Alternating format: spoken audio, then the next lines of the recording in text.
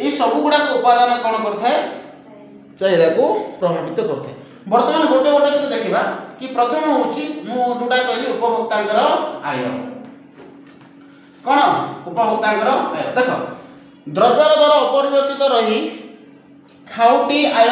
परिवर्तन घटिले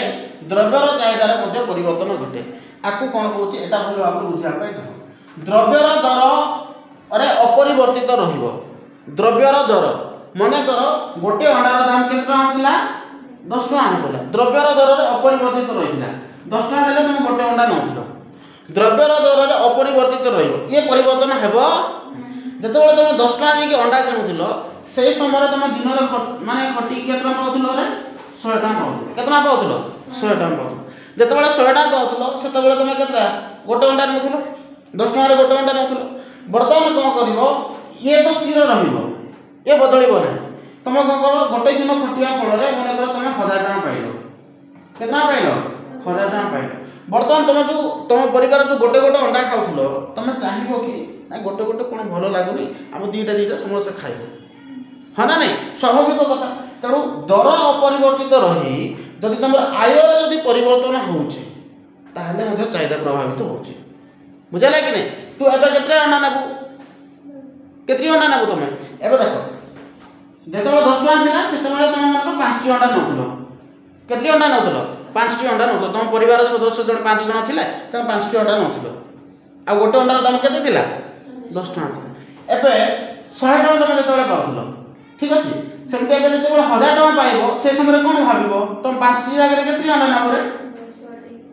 स्वाभाविक भाव तुम 10 टी नेबो अंडा कारण तुम आय बढ़ी जाइए बुझुची ना नहीं तेणु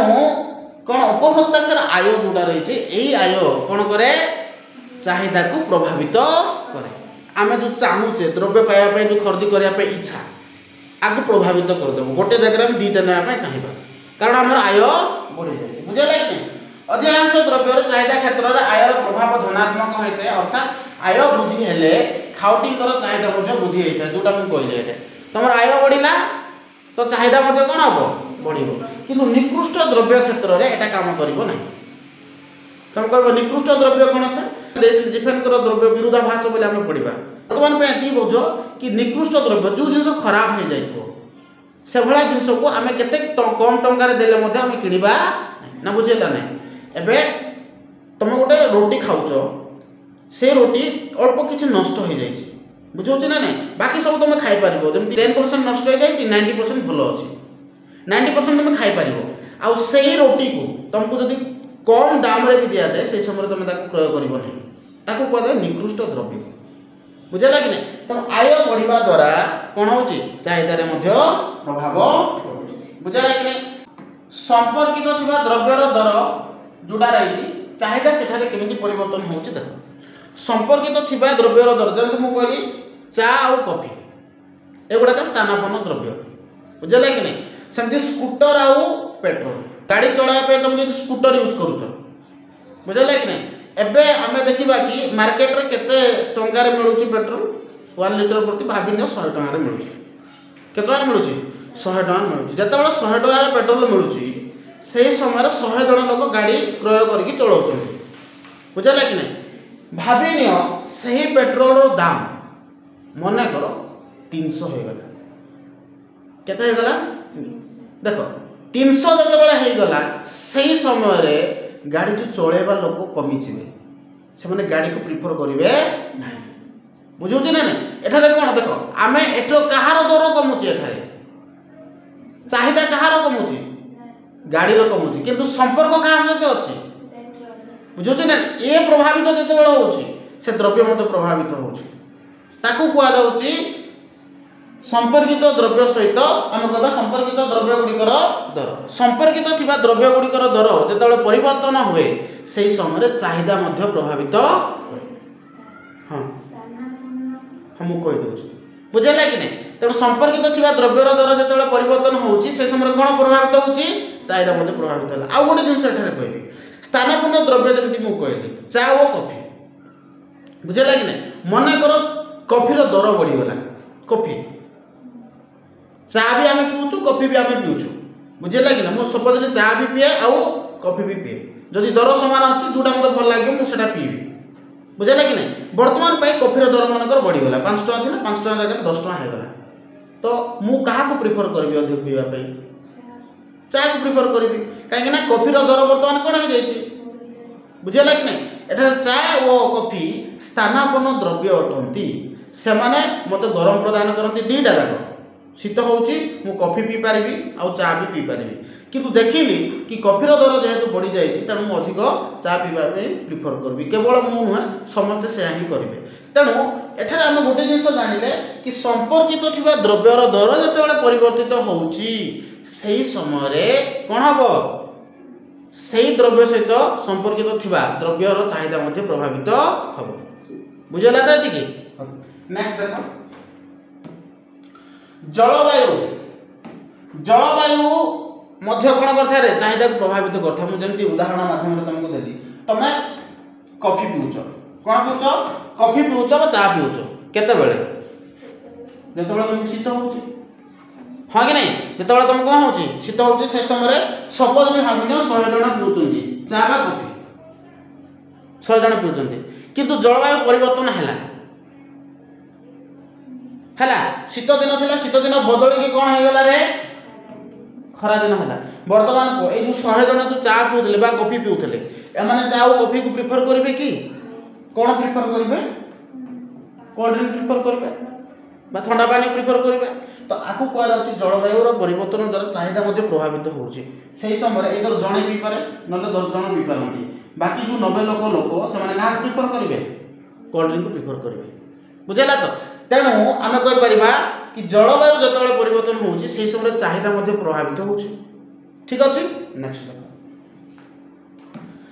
जनसंख्या द्वारा चाहिदा प्रभावित हुए जनसंख्या द्वारा केमती चाहिदा प्रभावित होउची देखो जनसंख्या जो कौन हो वृद्धि होउची सही समय चाहिदा मध्य वृद्धि हम हाँ ना नहीं देखो जनसंख्या जो वृद्धि होउची से समय कौन हम चाहिदा मध्य वृद्धि हम तुम कह सर केमती अरे जदि मोर परिवार रे आगर 5 जन थिलु केते जन थिलु रे 5 जन थिलु 5 जन थिला बेले से 5 टी अंडा आनुथिलि मु 5 जन थिला बेले केते अंडा आनुथिलि 5 टी अंडा तो वर्तमान में आमे केते गलु सदस्य 10 हो गलु एबे मु केते अंडा आनिबि ऑब्वियसली 10 टी ना 5 टी आनिबि 10 टी आनिबि ना तेणु जनसंख्या मध्य कौन करुच्ची चाहिदा को प्रभावित करुच्ची जनसंख्या जो बढ़ुची से समय चाहिदा से अनुसार कौन हो प्रभावित हो बुझेगा कि ना बुझिपारे एटा कौन लिखा है देख जनसंख्यार आकार व संरचना बजार सामग्रिक चाहिदा को प्रभावित करता केमिति जनसंख्या वृद्धि घटिले उपभोक्ता संख्या वृद्धि घटे जो मैंने उपभोक्ता जो मैंने उपभोग कर भी तो बढ़े ना नहीं तो से वृद्धि घटुचे जितेबाला से वृद्धि घटे से समय चाहिदा वृद्धि होता है कारण आम चाहवा लोक जो अधिक हो गले तो से समय चाहिदा बढ़ी जीव ना नहीं तापर कौन अर्थनैतिक कार्यकलाप कौन करे चाहिदा को प्रभावित करे ये गोटे जिन तुम देख कि जितेबाला बजार में मांदावस्था देखा जाए कौन देखा जाए मांदावस्था देखा जाए से समय द्रव्य और चाहिदा ह्रास पाई था आउ से कहूँ से यही समय जनसाधारण भविष्यतर वार्ता रखी आकांक्षा द्रुत गति परिवर्तन घटे फल चाहिदा ह्रास पाई था अर्थनैतिक अभिवृद्धि समय उपभोक्ता मान द्रव्य चाहिदा वृद्धि होता है तो एत से ना ए गोटे जिन मन रख कि अर्थनैतिक कार्यकलाप कौन जिते बड़े मांदावस्था देखा कौन देखा मांदावस्था देखा मांदावस्था अर्थनैतिक स्तर में मांदावस्थार अर्थ यह बुझ तुम पाखे टंकार परिमाण कमिज बुझे कि नहीं तुम पाखे कौन हम टंकार परिमाण कमिज जिते तुम पाखे टंकार परिमाण कमिज तुम पाखे टंका से परिमाण तुम पाइपर ना तो सही क्षेत्र में